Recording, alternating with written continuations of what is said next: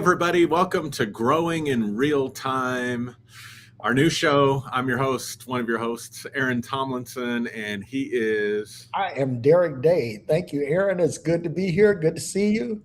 And likewise. I'm excited about what we're going to talk about tonight. So, why don't you tell everybody what we're going to talk about? We're going to talk about convictions. What are convictions? Not the kind that you get in a courtroom.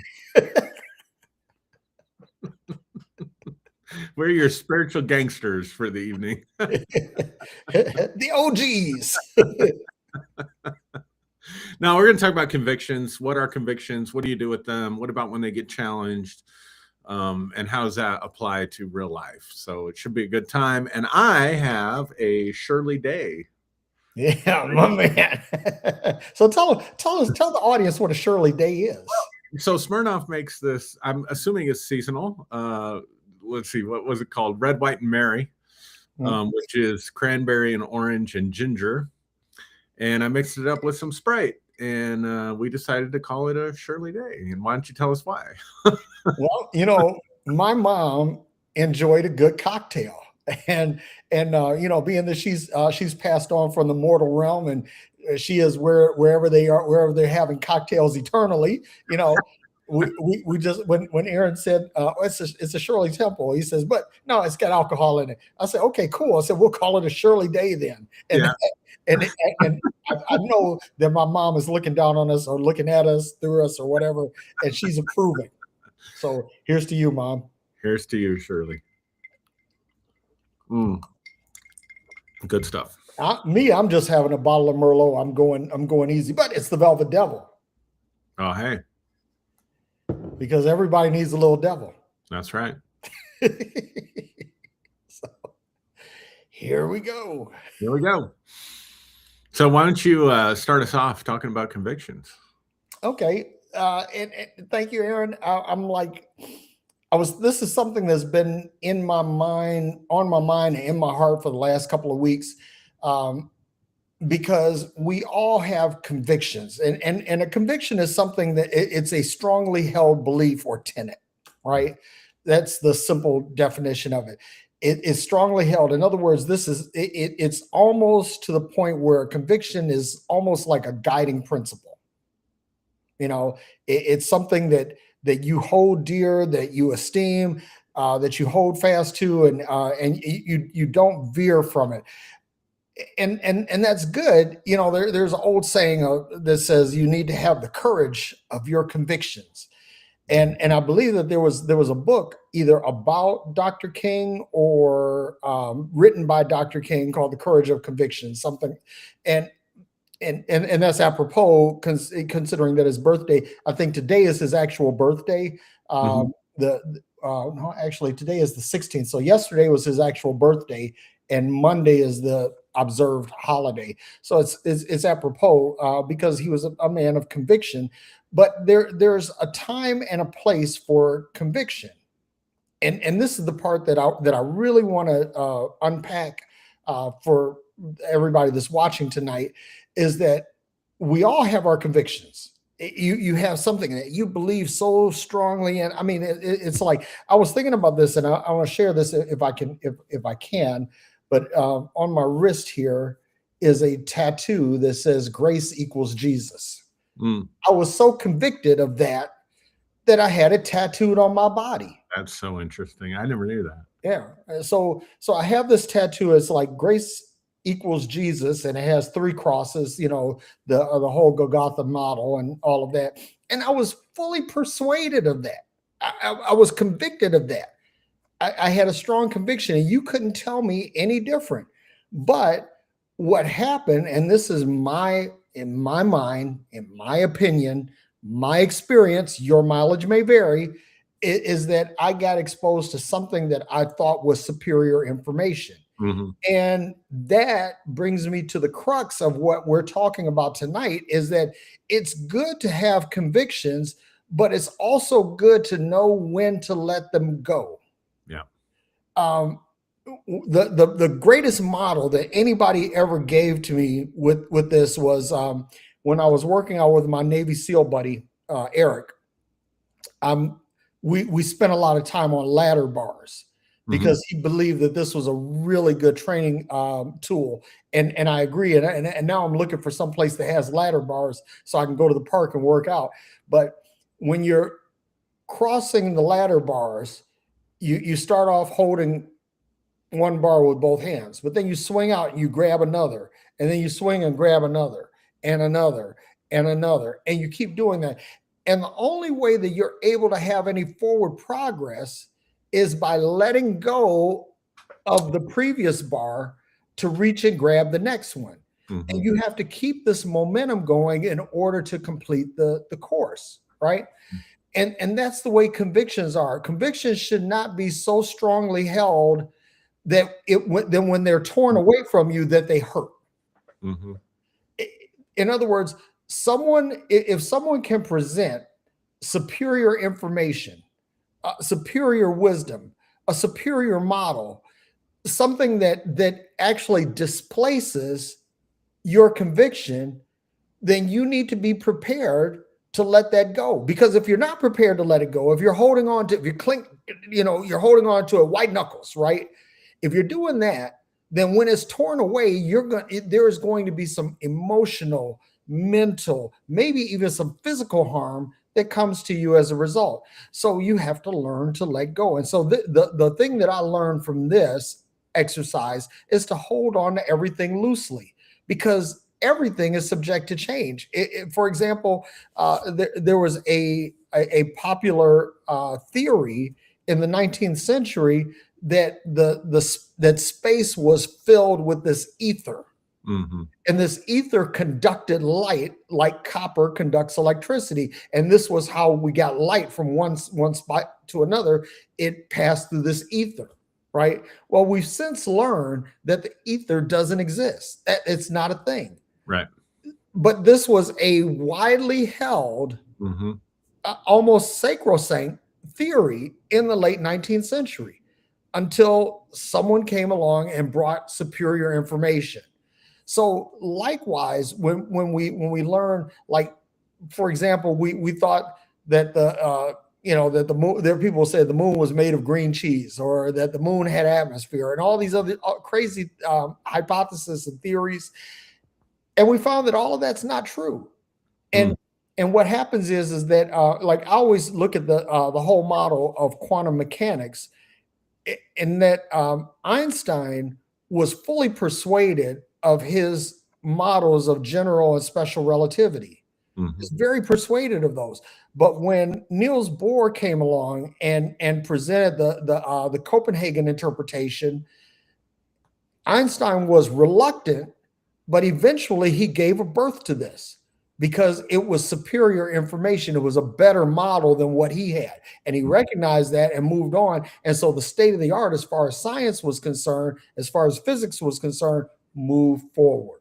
Right. So we can't move forward if we are so absorbed in and so beholden to our convictions that we have no way to let them go. So that's where I open. Sure. Yeah, that's good stuff. So the way I hear have the courage of your convictions is, it's really easy. Like for me, it's about fitting in or being a voice. Like, it's interesting. We both put, I just followed your lead, but we both put a voice in the wilderness. Voice in the wilderness.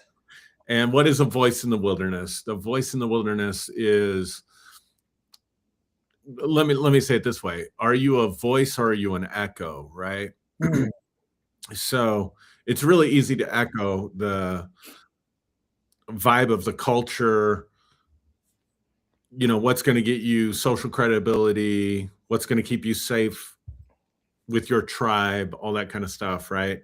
And so we want to make sure we stay, like when we were preachers, we want to make sure we stay within the party lines, right? We don't want to rock the boat too much, right? So you're not really a voice, you're more of an echo, right? You're just picking up from other people. But your convictions may be totally different. Like, I know of people, absolute fact, that have studied hell, let's say, for example, and what Jesus said about hell versus what is taught about hell. And they don't believe in this place of eternal conscious torment because their beliefs have changed, right?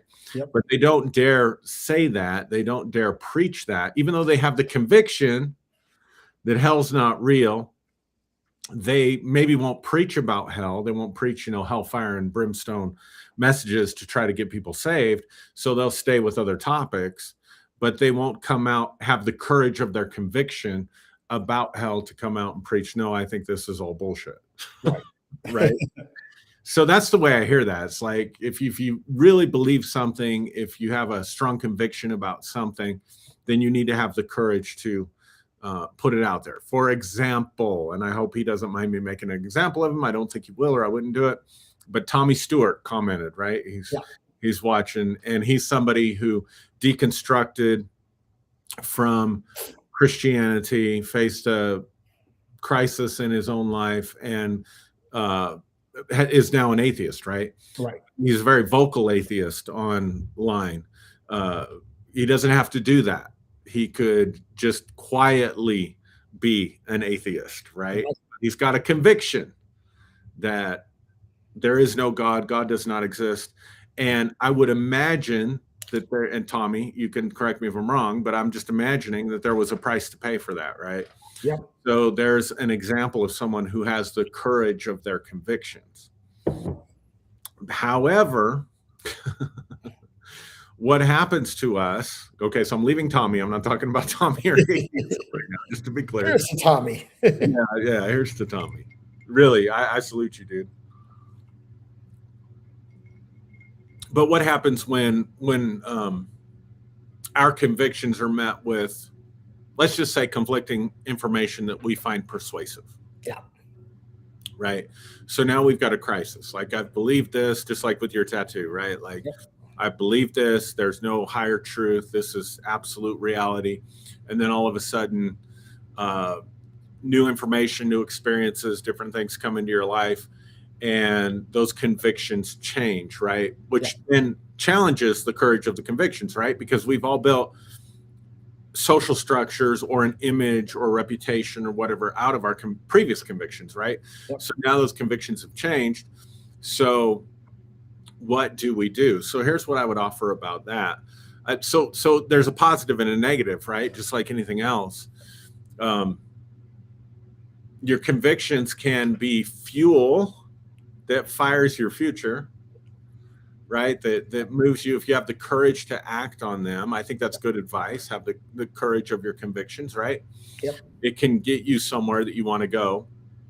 But also, our convictions can become limitations rather than expanders for us, right? Yep. So when my conviction becomes something that's no longer serving me, no longer working for me in the world that I'm inhabiting today, for whatever reason, then I have to have the courage to let go of my convictions. Correct. Right. And so something I was just thinking about, it's interesting to me, and I'll just quote Jesus here. You know, Jesus in the Sermon on the Mount, he said, let your yes be yes and your no be no. Yeah. And a lot of people take that as, don't change your mind. Right. You say yes, follow through. If you say no, follow through. Like this sort of, like life is static. That's how we read that. Some people read that and interpret that. But if you put it in its context, what Jesus actually said prior to that was, he said, don't take any vows, don't take any oaths. You know, don't swear by heaven, don't swear by earth. And I don't know that we understand oaths in our culture the way they understood them. Yeah. But the word oath in the biblical language means to bind yourself to a curse. In other words, I swear that I will do this, and if I don't, let me be cursed for not doing it, right? So it's binding.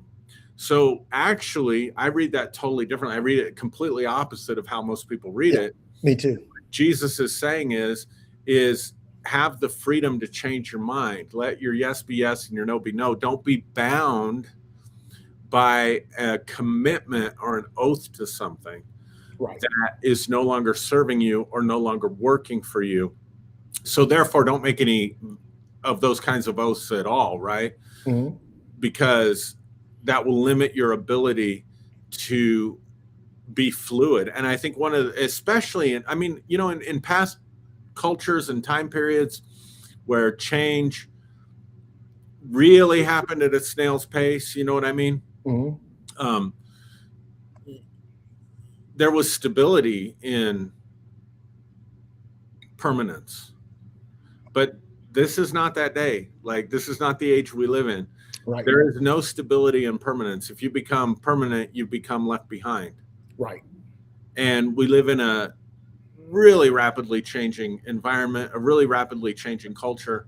And so we have to be able to adapt ourselves to new information as it comes to what's the information age, right? Yep. So we need to be able to adapt ourselves for the environment that we find ourselves in. And I think that's where the real wisdom is.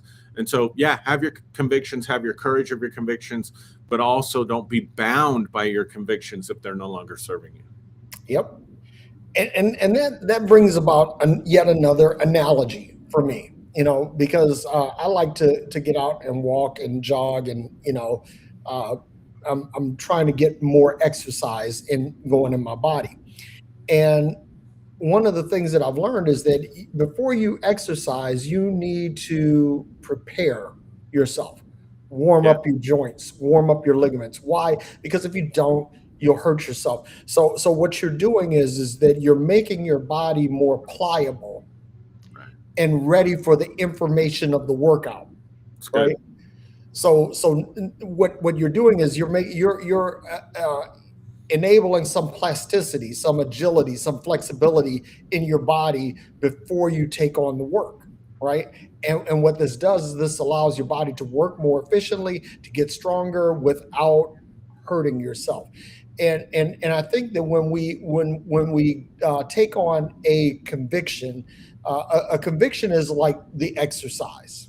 Mm-hmm. It is the exercise. You're taking a data load, right? You're taking a download.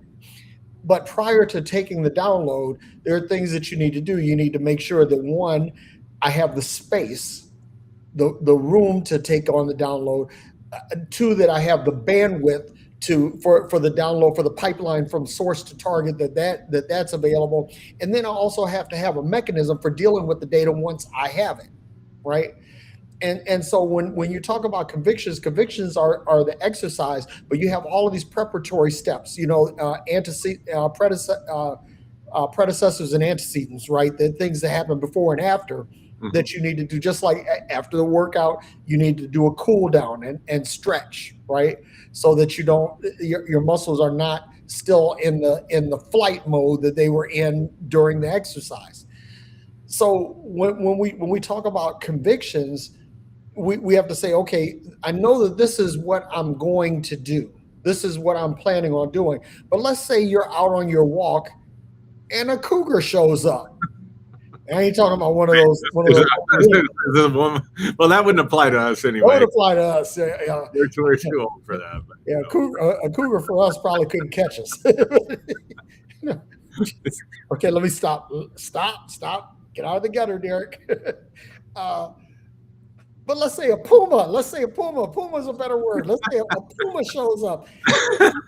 You have got to absolutely positively get the fuck out of Dodge, or you're gonna die, right? So now, because you've taken the time to warm up the muscles, you've taken the time to prepare. Now, when something that runs contrary to what you're prepared to do happens, you're able to react in a way that saves your life. Mm-hmm. And so it's the same way with our convictions. It's like you have to have some mental agility, mental flexibility, mental plasticity, so that you can actually adapt in the event something happens where there's either superior information or potentially detrimental information. And I think that a lot of us, we really don't do these preparations. We don't, we've talked about this before, and you use this word, and I love this word, metacognition. Mm-hmm. Metacognition, thinking about thinking. We don't think about what we're thinking about. We think on autopilot. Yeah. And when we are stuck in a conviction, we're thinking on autopilot. In other words, we're not prepared to take the wheel. And to use another analogy, I have a Tesla, And the only cool thing, there's only one cool thing about Teslas now, folks, because otherwise Tesla's kind of fucked up. But uh, this is a word from our sponsor, the Tesla Motor Car Company. No, that this car can drive itself. Mm-hmm. It can drive itself. You hit the gear shift, once, and it takes over. You take your hands off the wheel, and it does its thing. But it tells you that you can't look away for extended periods of time because it'll chirp and remind you, pay attention to the road. And in some cases, when the camera can't see your eyes, it'll mandate that you jiggle the wheel every couple of minutes, so that you're saying, hey, I'm here. Because at any point, you have to be prepared to take over. You can't just go through on autopilot. Mm-hmm. That's the point. When you're, a lot of times we get so mired in Mm-hmm. our convictions that we don't want to move the wheel. But if there's an obstacle, if there's a big pothole in the road, or if there's a tractor trailer crossing your path, something in the road that could possibly harm or kill you, you have to be prepared to take evasive action. And that's where it's important to be prepared to let go of your conviction or to change the course of your conviction in order to keep you from falling into lasting harm. Yeah. I heard a statement this week that I've really been thinking about. And the statement was this: the brain values predictability over success. I heard the same thing this week, man.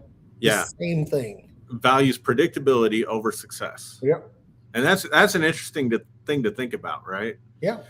So I think there's this issue of cognitive dissonance that comes into play that's important to talk about. Like, how do we deal with cognitive dissonance? So for people that may not be familiar with that term, basically it's when information comes in that challenges your convictions, mm-hmm. that is formidable. Yeah. In other words, you see something, you get some insight, you're like, oh, that could be. But if that's true, then we start reflecting ourselves. What does that mean for me in the larger context of my life? And your brain is going to do that kind of processing really, really fast. You're not going to be conscious of all the thoughts and frames and assumptions and presuppositions that go into that kind of thinking, right? That creates that dissonance. So in other words, like, is chocolate ice cream better than vanilla ice cream? I might prefer chocolate. Sometimes I like vanilla. Yeah. So that's not really going to create any dissonance, because at the end of the day, that doesn't have a huge bearing on my life, right? Yeah. But if I'm a politician and I have run on a certain platform, or like you, Derrick, built a reputation as a talk show host favoring one side of the aisle, right? Mm-hmm. Now, all of a sudden, if new information is coming in, it's not as simple as chocolate ice cream versus vanilla ice cream. Now it's like, wow, if that's true, that affects my entire identity, that affects my reputation, that affects my livelihood, that affects, all these various different things. And that's where cognitive dissonance can really come into play. Yep. Because it's like, that may be true, but I don't want it to be true, because if it is true, then that means, and then all your assumptions and presuppositions and self-preservation and everything comes into play with that.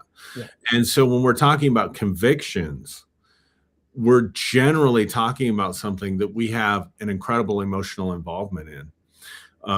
We have a lot of equity built up in that particular belief, or that particular assumption, right? So the difference, like psychologically, just from a psychological standpoint, the difference between, we used to say this, let me back up and say it like this. We used to say this, right?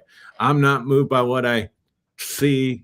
I'm not moved by what I hear. I'm not moved by what I feel. I'm only moved by what I believe, right? Come on, preach, preacher. The problem with that statement is that every belief is invested with feeling. Right. It's the difference between a thought and a feeling. If I think about something, it's not a belief, it's just a thought. It becomes a belief when I have emotion invested into it. And if I have enough feeling and enough emotion invested into it, the truth is we're always moved by our feelings. Yeah. So even to say I'm only moved by what I believe, it's just saying I'm being moved by my feelings. And so there's a whole lot more emotion and self-preservation bias and stuff that comes into this when we talk about the cognitive dissonance that comes when our convictions are being challenged. And so I think it takes an incredible amount of, I can't think of a different word for it or a different phrase for it, an incredible amount of self-esteem to have your convictions challenged. And you can tell people who have a more solid, stable sense of self when they engage in these kind of discussions, they're a little bit less edgy. They're a little bit less defensive. They're able to express what they believe, but they're also able to hold space for you as you express what you believe. And that comes down to how secure and stable do I feel in my identity? In other words, my beliefs have not elevated themselves in my thinking to the level of my identity. I am a Republican. I am a Democrat. I am a Christian. I am an atheist, right? Those become identity beliefs. And identity beliefs are way more difficult to hold loosely than any other level of belief that we have. You know, you touch on identity, and this is something that I've been studying for the last couple of weeks, is that like your identity is not etched in stone. Right. It isn't. You are the author of your identity. You are the artist creating your identity. And I was thinking about this, and I want to say it was Da Vinci's Last Supper. This painting, they say that there is a whole nother painting underneath that. And it's Da Vinci, so it's probably some fucking masterpiece. Right. Underneath what we consider to be a masterpiece. What happened? That Da Vinci saw the need to change the identity of that painting. He repurposed that canvas to do something else. He said that, okay, I had something, I think this was brilliant, but I think that there's something better, so I'm going to repaint it. And what I like to tell people is that when you have a conviction that challenges your identity, don't think that this is somehow devaluing you or making less of yourself. You have the right and the responsibility to reframe your identity as often as needed. And some people say, well, Derrick, that's kind of blasphemous, even from a secular humanist standpoint. You know, you are who you are. Stop. If you are who you are, that means that, like, if today I'm a racist, that means I can't be a non-racist. And that's a really huge leap to make. Or you can say, or if I'm a sexist or a misogynist, you're saying that you can't change.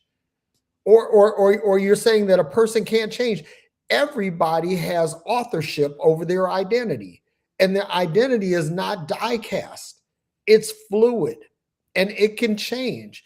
And dare I say that in the face of superior information, in the face of superior wisdom, in the face of a superior revelation, that you have to be prepared to let go.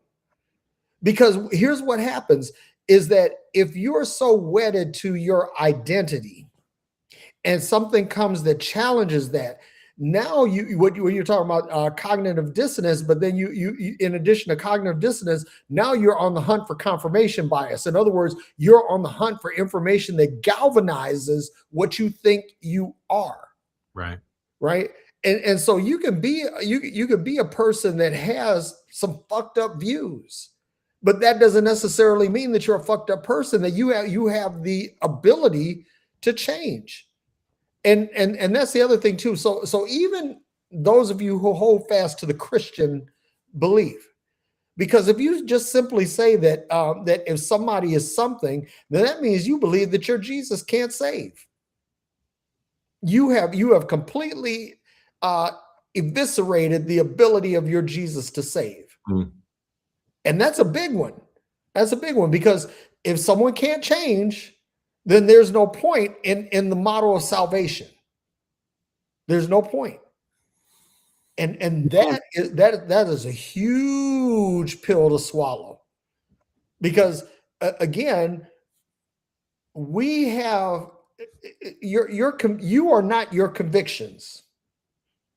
Like how you say the map is not the territory. The convictions are a map. They are a map, Right. and they do point from some place to some place, or they identify the boundaries of something. But the reality is that from the time of, like, say, Columbus sailing the world with Portuguese maps that came out of Africa. Now we have like GPS that's accurate to like 3 inches, which is better. In other words, the territory hasn't changed, but the Right. map definitely has. Right. And so if the map can change, the method can change. You see, so now we're not sailing the ocean in tall ships anymore. We have big, massive cargo container ships and cruise ships and nuclear powered aircraft carrier that travel these routes. We have yachts that can go farther than the biggest sailing ships of 500 years ago. Mm-hmm. The technology is better. And does this has actually changed the identity of how travel happens. Mm-hmm.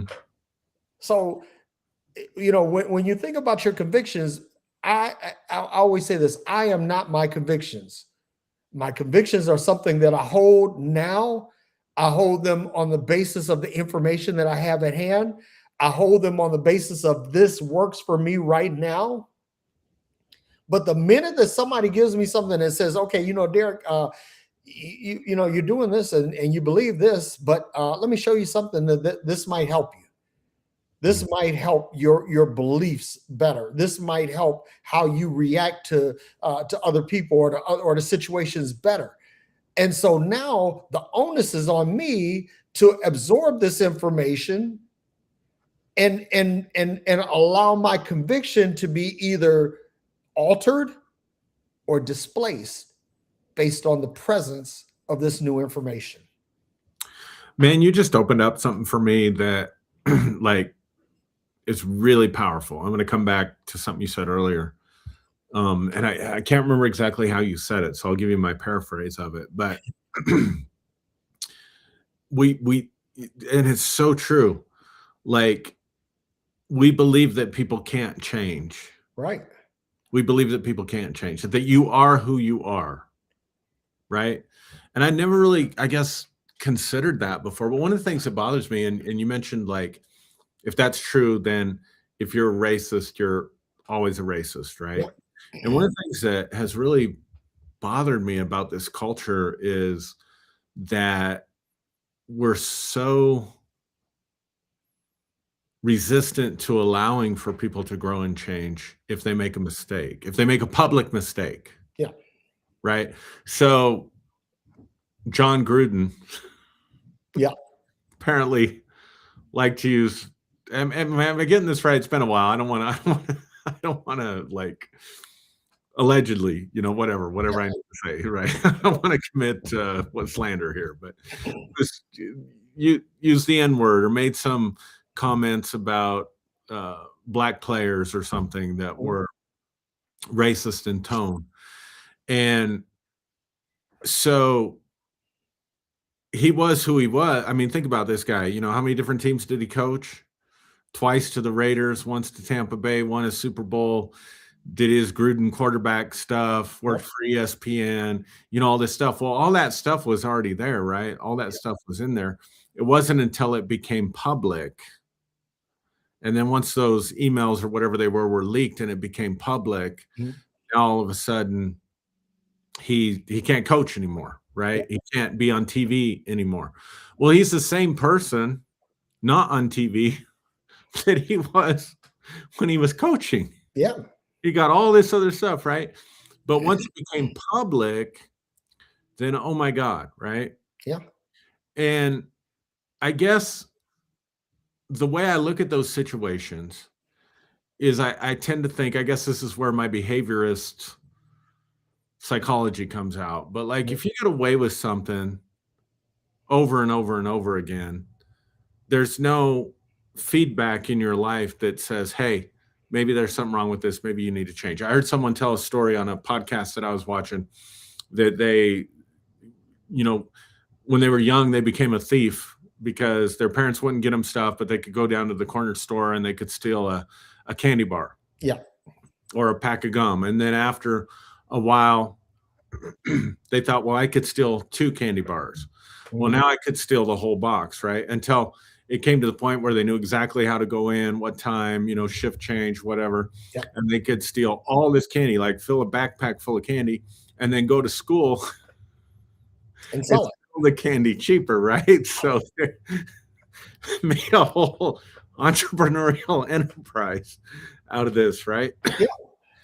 Well, why did they think that? Because they took the first candy bar and they didn't get any kind of feedback from life that said, hey, maybe this isn't the way that you should go. Yeah. And then as the person was telling the story, they said, until my mom came in one day and found a backpack full of money and wanted to know where all that money came from.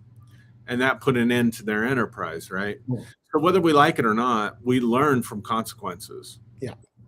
But we live in a culture today on social media and stuff where, and even I think in the way we interact with people, that if they have consequences that allow them to look at themselves and say, maybe I need to change, like finally, like maybe the jig is up, right? Yeah. And I need to look at the mirror. I need to change the man in the mirror, right? Yep. But if we hold this belief, whether we're the person who realizes, oh man, I've been really fucked up all this time and I need to make changes, or it's someone else in our orbit, right? Mhm. If we believe you are who you are and you can't change, then there is no growth opportunities for that person. Yep. And what I think can be damaging in that is if there is no growth opportunities, if there's no opportunity for me to prove something else to you because I've grown and I've changed, there's less incentive to make that change to begin with, if that makes sense. So Yeah. I had a situation at work. I'd heard someone had told me, this person said that you're nothing but a troublemaker on your job, right? Mm. And it's kind of inconsequential to me. All right, whatever. I could see I had a few interactions with this person where I could understand how they arrived at that conclusion. Mhm. Because I'm like, this is not efficient. Why are we doing this? Whatever. Yeah.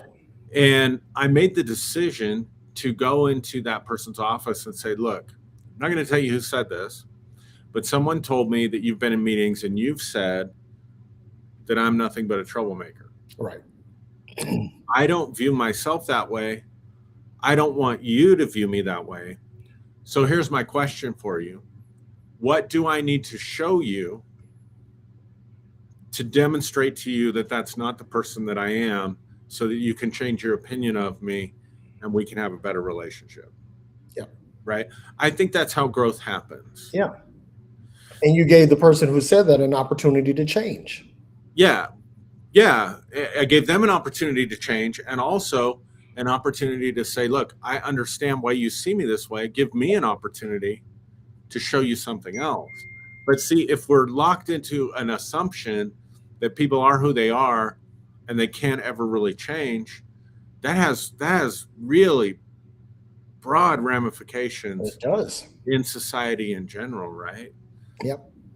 Because a lot of what we pick up is programming, right? So was as a white male growing up in a rural community, were there certain things that were programmed into me that leaned into systemic racism? Absolutely. Yeah. If I don't have the opportunity to examine those things and rethink those things and change my mind about those things, right, then how does growth become possible for me? Right. So I think it's really what you said, all of that to say what you said, that really opened up something for me. Like, it's not only damaging to ourselves when we believe I am this and I can't change. Mm-hmm. One of the problems I always had with Alcoholics Anonymous, right? Like, you've been sober for 15 years, but you stand up at every meeting and say, "Hi, my name's Aaron. I'm an alcoholic." Yeah. Right? Like, that's counterproductive to transformation. At some point, that becomes a lie. Yeah. So that's not your identity. That's not your identity. Right. And you know, I'm going to tell you, I'm going to give you my greatest case in point. My greatest case study in this was George Wallace, governor of Alabama. You know, he stood on the steps of the University of Alabama. He said, segregation today, segregation tomorrow, segregation forever, and blocked the path of this black woman that was accepted to the University of Alabama. Now, this is George Wallace, right? And he ran on segregation, and you know, the band Alabama talked about him in a song, and all of this, right? But George Wallace got shot. You know, when he was running for president, he got shot, and he was confined to a wheelchair, and eventually faded out of public view. And then some years later, I think it was like in the late 70s, George Wallace decided to run for governor again. But this time, he went to all the black folks. He went into black communities and he said, listen, y'all, I ain't the man I used to be. I've changed. I see things differently. And now I want to govern the state of Alabama for all people, not just white people. And I think that George Wallace carried more of the black vote. Wow. Than any white governor has since. Wow. Interesting. You know, because people saw the change in him and they believed. They believed. And the way he governed, it was different the next time around. So the thing is that you could be convicted of something. Man, let me use myself as a case study, because I used to stand up and preach, God made Adam and Eve, not Adam and Steve. I used to preach that shit like I really believed it. I preached it. I taught it. I was in revivals. I was a closer in a revival that was in a section of Northern California where they were having a problem with gay prostitution. It was a thing. And so I preached this and I preached this, and then a really good friend of mine, she came to me and said, hey, you know, I'm gay, and my assistant is really my wife. And this is someone, you know, we've talked about this. Right. And then I had a cascade of people that came after that they came and told me, hey, listen, hey, Derrick, you know, I'm gay, or, you know, I'm bisexual or whatever. And eventually I got to the point where I said, okay, this isn't some choice that these people are making, because nobody makes the choice to be persecuted. That's stupid. Nobody makes the choice to be persecuted, but you could be persecuted for who you are based on your identity. Yeah, right. And I said, okay, I can no longer persecute anybody based on their identity. And if this is their identity, then I can't just simply tolerate it. I have to celebrate it. I have to treat it as like my own skin color. I can't change being black. Contrary to popular belief, y'all, I am black, even though Aaron is darker than me. Aaron is actually blacker than me. But the awesome hair. But the point that I'm getting at is that I can't change my blackness. That's part of right. my genetic makeup. Can't right. change that. And right. and I believe that people who are on the LGBTQIA spectrum, I believe that this is part of their identity just as much as my skin color is. So I'm not asking them to change, and I'm no longer preaching against them. In other words, now I'm celebrating because and I had to let go of my conviction. Right. Because I was fully persuaded. I was totally on fire, because I was like, this is an affront to the Lord Jesus Christ. Right. That's how it was. Yeah. You can't do that and have some emotional or mental plasticity. Yeah. You have to say, okay, I believe that this is true. I have evidence that this is true. I've seen this expressed in my life to a point where it's true. And you say, okay, so therefore I believe that this is true, but I also am willing to listen to someone that's got a contra opinion of mine, Mm-hmm.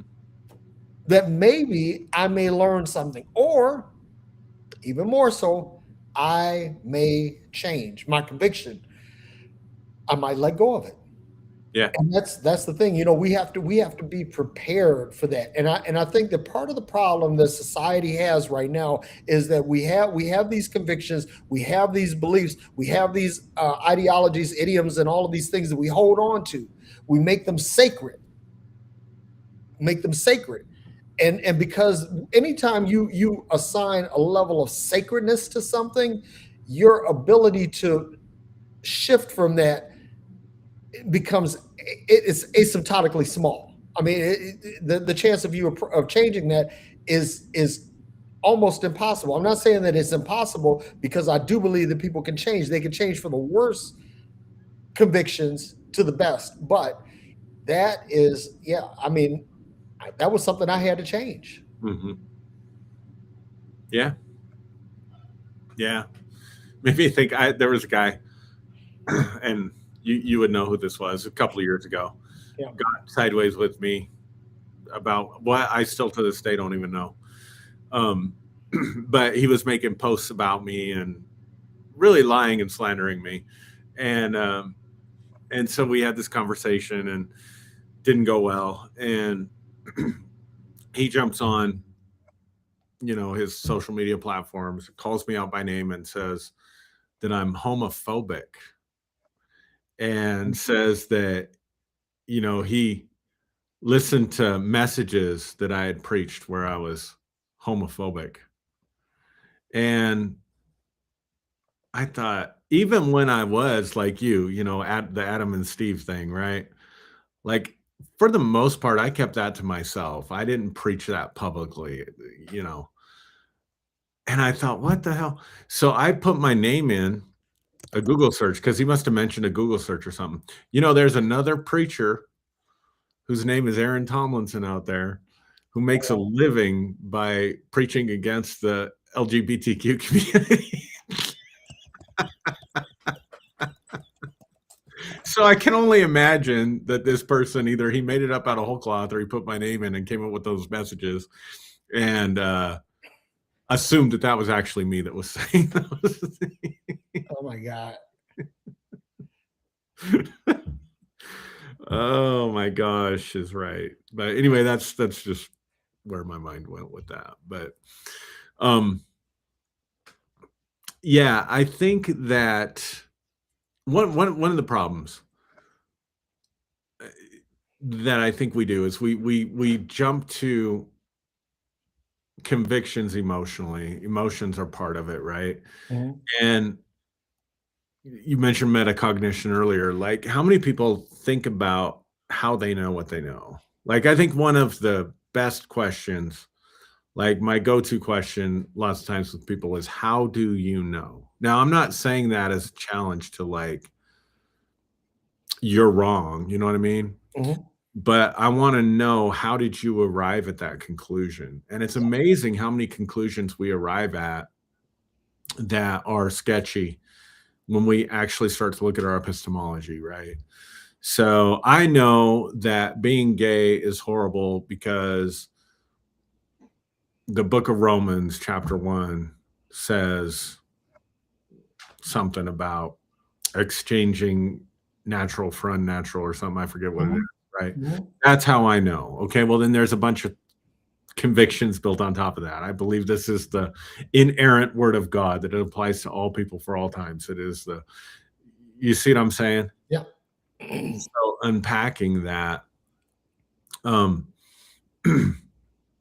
but then your epistemology changes when someone that right, and Mhm. their you know who they are, you know their character, they're close to you, whatever, Mhm. and they express something that's contrary to what you read in the book, right?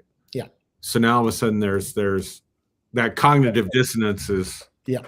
in high gear because now I know something different because it's affected me, it's impacted me because I love you. I know what kind of person you are. We're friends. I don't want to persecute you as long as I'm persecuting sort of the nameless, faceless person, if you will. Does that Yeah. make sense? I'm not Otherism. trying to speak for you. I'm just trying to No, illustrate no, like no, otherism. of epistemology. Yeah. Like, how do we know what we know? And it's hard. Like, I'm not suggesting that every belief that you have needs to go under scrutiny for how do I know this? I mean, if somebody's got OCD tendencies, Mhm. this would be a very unhealthy approach for you.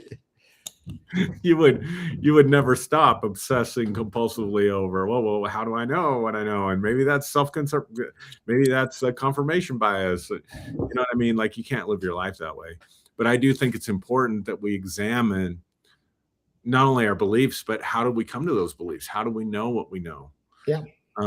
And if we understand that most of our knowledge is based on our experience, that's one of the things with, like, let me just say this, with like confirmation bias, right, or Mhm. self-serving bias. I understand it, especially if we're looking for scientific models that we're going to extrapolate to the rest of the world, or religious models that we're going to extrapolate and export to the rest of the world. I Mhm. get that. Mhm. But on the flip side, I think it kind of gets a bad rap because if you were like, I know you have a job, I have no idea who your boss is. I don't know your boss's name and I don't know what they're like. Mhm. Right. Yeah. So I have no experience with that. So you could, Derrick hasn't ever done this. This is just an illustration. You could come out and tell me what a worthless piece of whatever your boss is, or you, on the flip side, you could come out and tell me this is the greatest boss ever. They're just an amazing person, blah, blah, blah, blah, blah. Well, if I'm going to form an opinion, how would I know, right? Right. I don't even know that person exists. As like that person does not exist to me, whoever they are, at all. I have no frame of reference for them whatsoever, right? Mhm. If I form an opinion, it's going to be solely based on what you tell me. Right. My point is, we can only know what we know based on what we've experienced. And I think that we should lean into that. Yeah. I don't think we should be afraid of that. I don't think Yeah. that we should dismiss that. I think we should lean into that.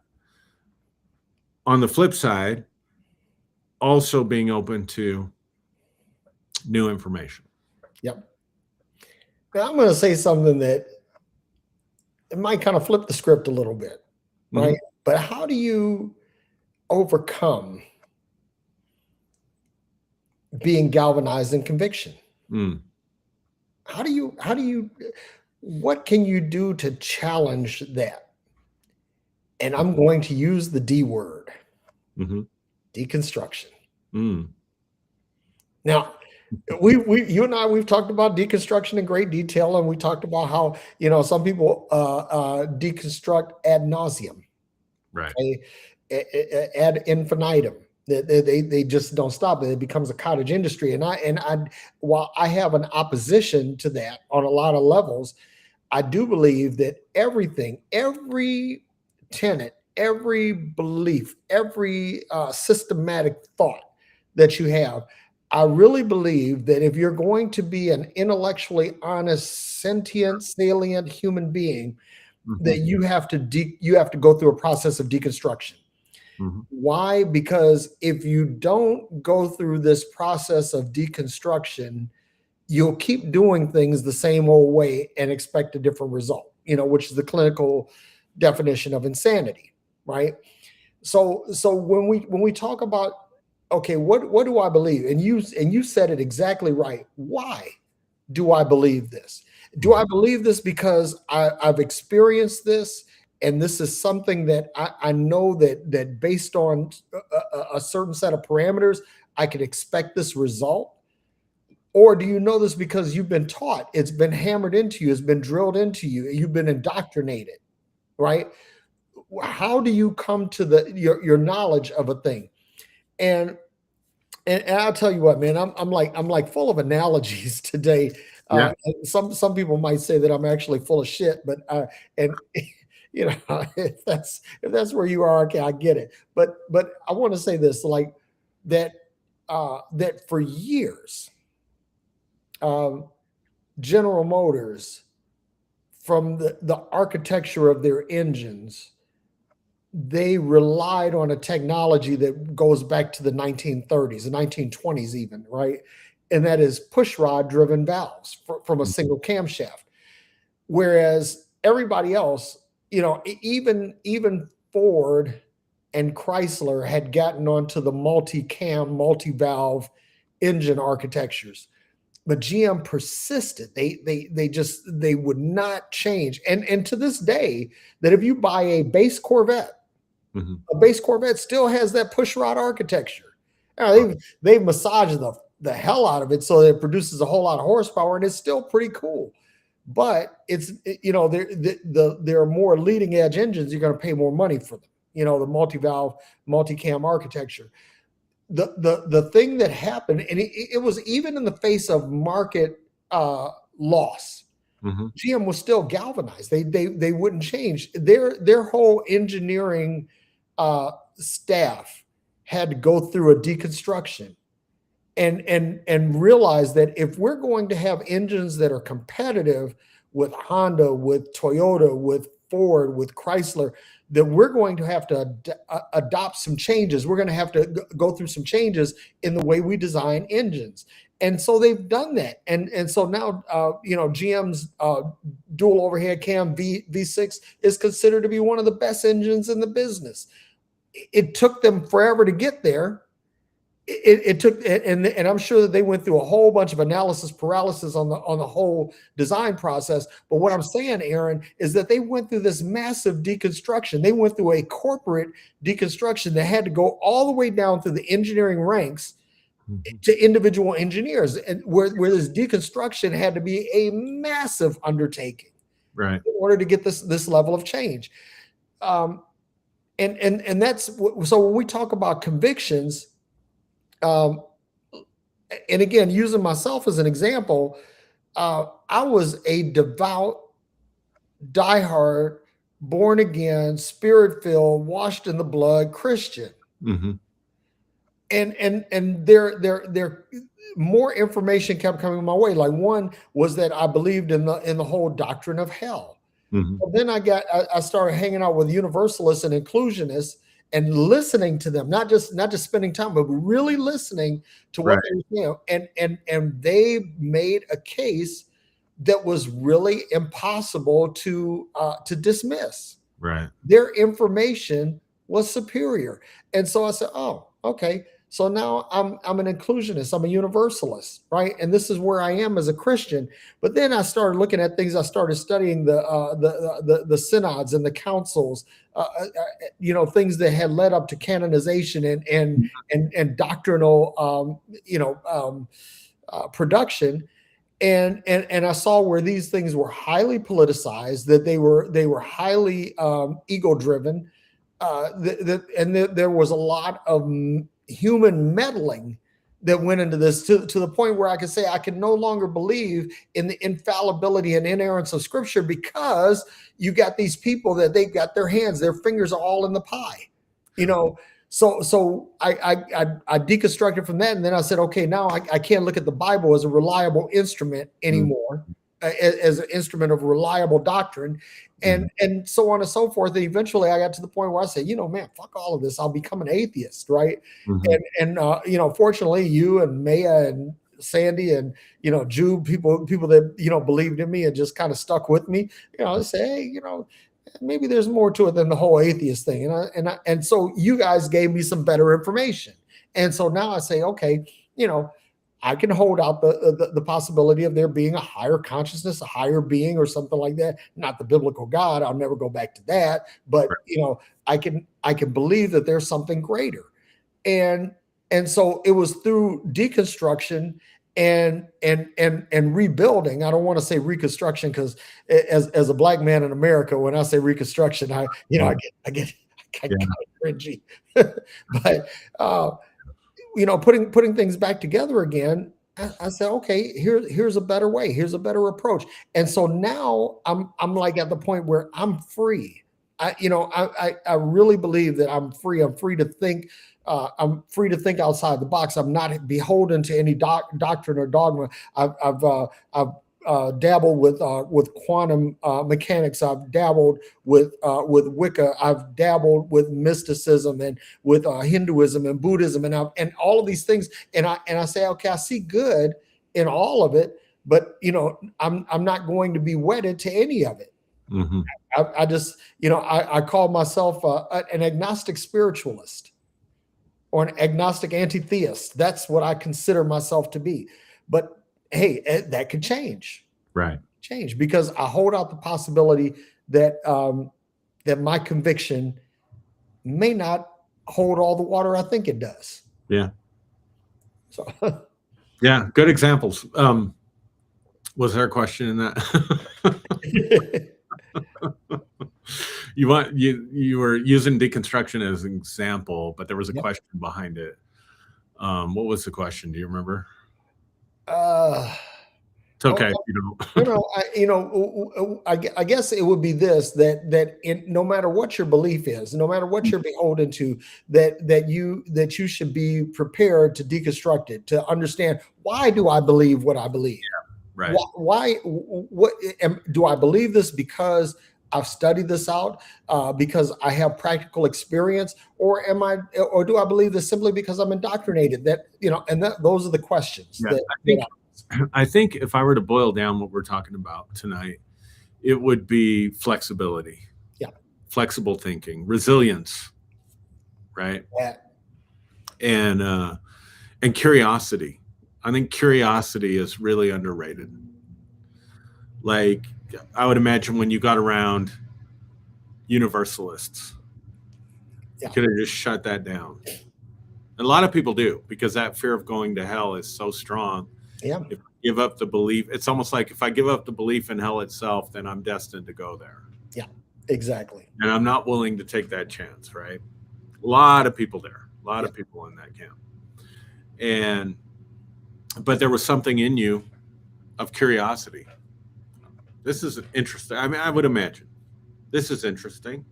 What are you saying? Oh, let me think about that. Yeah. Curiosity to why do we say that the Word of God is inerrant, and or that the Bible is the Word of God and that it's right.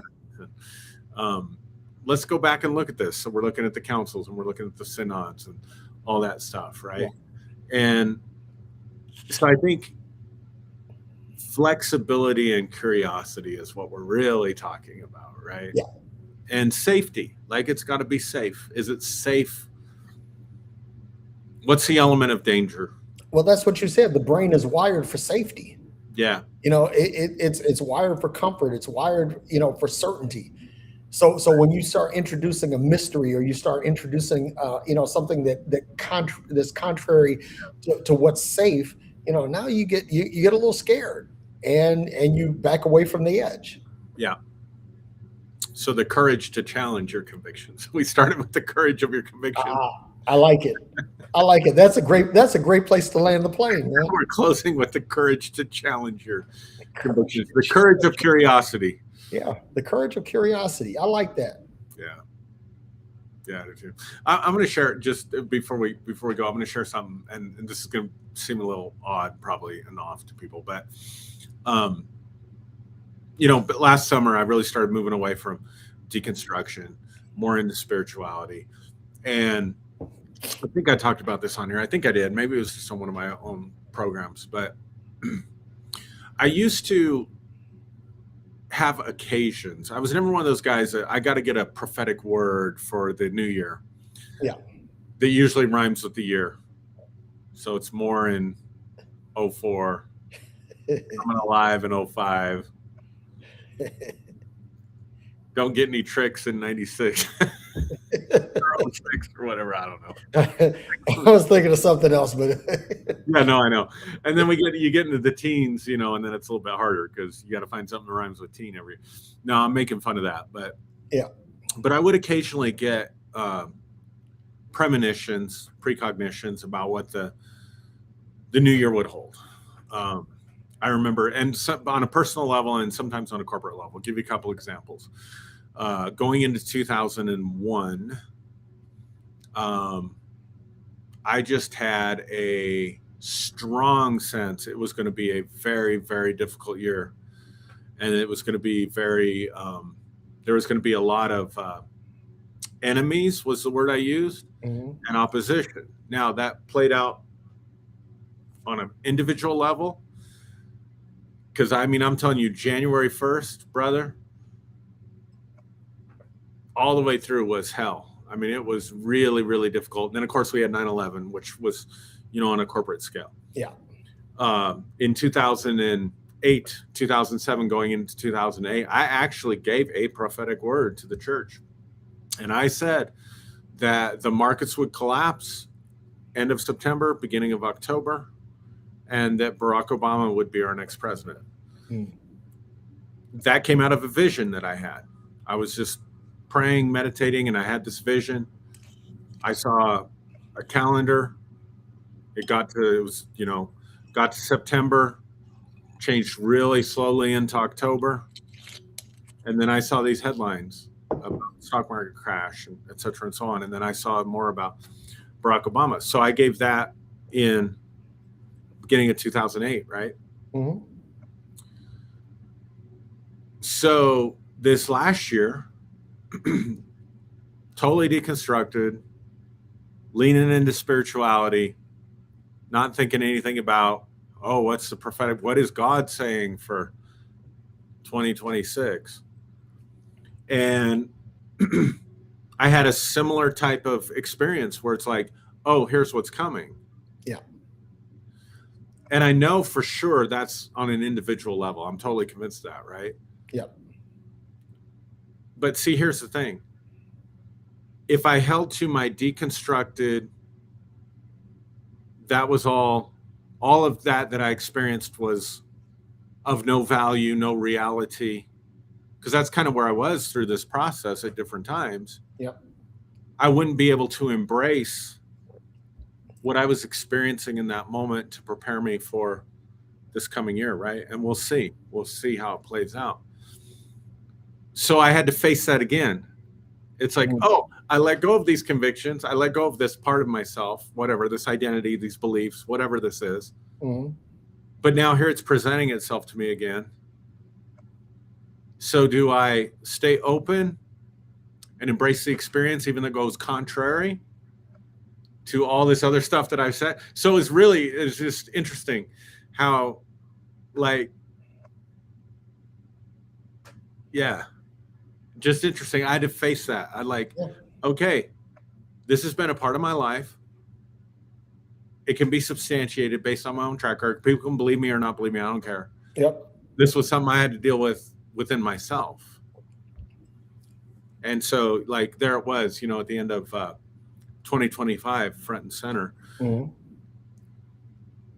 Now, am I saying I got a prophetic word from God for 2026? No, I'm not saying that. Am I saying that precognition is possible? Am I saying that you can intuit the future before the future arrives? Yep. And prepare yourself and conduct yourself in such a way as to be prepared for adversity if it's coming, or to promote benefit if it's coming? Yeah, I absolutely believe that. Yeah. So even though, so here's the point I'm driving at. Where does the growth happen? If I had not changed, gone through deconstruction, evolved, let go of those convictions, and I had this experience, then you'd see me out there. This is what God is saying for everybody for 2026, right? Yeah. Because that's what I would have been doing in 2001 and 2008. Now, from a broader perspective, I can have a similar type experience. I can welcome it in, and I could say, okay, I believe this is a word for 2026. I Yeah. believe it applies to me, and I can offer it to you to see if it bears witness to you and to see if you want to apply it to yourself. Yeah. Right? So, same experience, but experienced in a completely different way because of the growth that comes from being able to let go of convictions. Yep. And that's the key, man, is that being able to let go of your convictions is a hallmark of growth. Yeah. And it's expansive. It's like it's freer. Like if it's God said this, then oh my God, if it doesn't happen, I mean, it's so limiting. Yeah. It's like this is what I'm intuiting for the new year for myself. If it resonates with you, take it as yours. If it doesn't, no big deal. It's a thing for 2026, not the thing. Not the thing. Yep. Anyway. Oh, that's good. That's a good place to land it. I want to thank everybody for joining in. I saw that my wife joined in. She spoke in. I'm always glad to see her. And that Rodney Smith Jr. That's my cousin in New Jersey, and I'm glad to see him here. I'm glad to see him. Tommy was there, and Yep. And then Jeanette came in pulling up the rear. So that's the audience that commented, not necessarily the audience that saw it. But I think that this is something that will be a blessing to everyone who watches. So please like it, share it, comment on it. We want to hear from you. And be sure to check Aaron out on Sunday mornings. What do you have a specific time that you come on? 10 o'clock Mountain Time, so noon Eastern Time. Okay. Facebook Live and YouTube. Yep.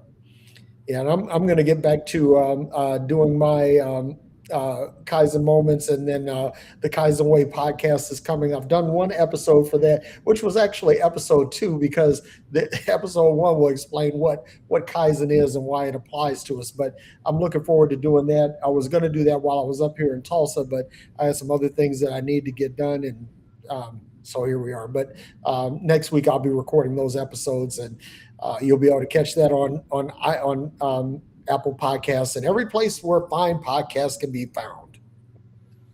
Awesome. Derrick, love you, man. Love you too, Aaron. Thank you for joining us, and appreciate everybody that's taking time to watch this. And with that, you want to lead us out? Hey, thank you all for joining. We love you, and peace and hair grease, as Aaron likes to say.